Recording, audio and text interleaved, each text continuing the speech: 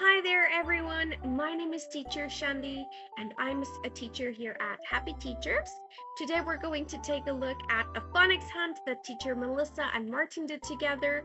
And today, they are focusing on the sound. So let's have a look. Can you find the words, please, Martin? Take your flashlight. Ooh. What can you see? What's that? Can you? So first, I just want to acknowledge the moment Martin saw that he can move the flashlight around, his face just brightened up immediately. He got a huge smile on his face. So this shows that the student is happy with the activity, and it's something new. It's something they don't know yet.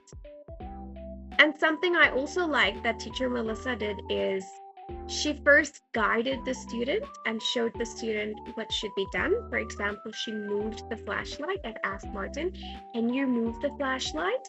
And she showed him first. She moved the flashlight to the bushes and showed Martin, okay, there are words hidden in these bushes.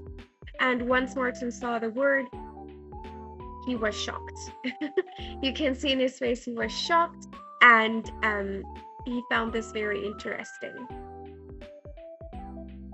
Move it. Where's the brush? Yes. Yes. Good job.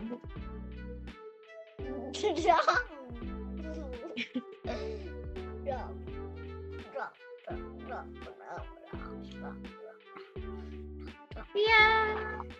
Good job. Fun.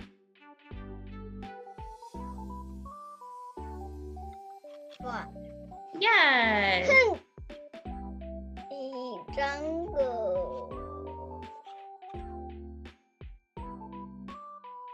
Something I'm seeing now is that teacher Melissa also didn't over trophy Martin. She didn't give him too many trophies because sometimes this can distract a student.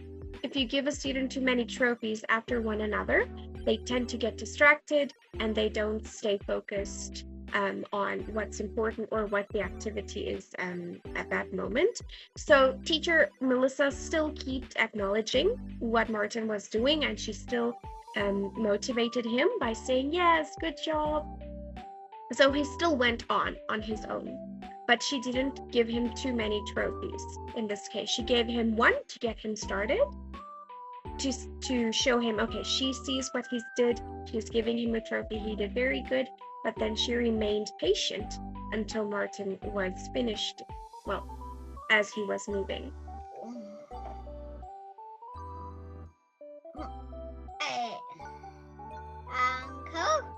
Mm-hmm.